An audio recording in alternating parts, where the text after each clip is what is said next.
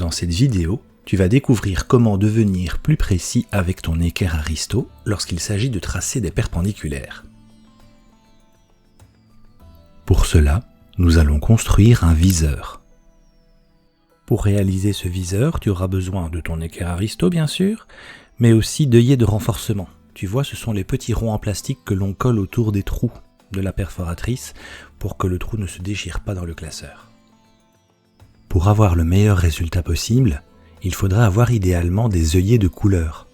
Mais c'est pas difficile, on en trouve dans toutes les bonnes papeteries et ça ne coûte pas grand chose.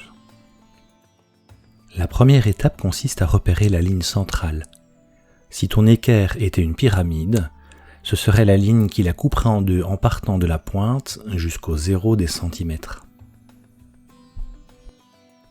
Une fois que tu as repéré la ligne centrale, il faut maintenant y coller deux œillets bien séparés.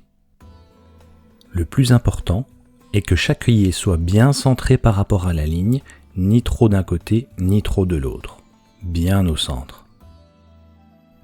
Si tu n'es pas satisfait du centrage de tes œillets, n'hésite pas à demander à un adulte, ton enseignante ou tes parents. À partir de maintenant, ton équerre comporte deux viseurs qui te permettent de la placer correctement sur une ligne déjà tracée. Cela te permet d'être beaucoup plus précis. En effet, lorsque tu veux tracer une ligne perpendiculaire à une droite, il te suffit de bien vérifier que cette droite passe parfaitement par le centre des deux viseurs.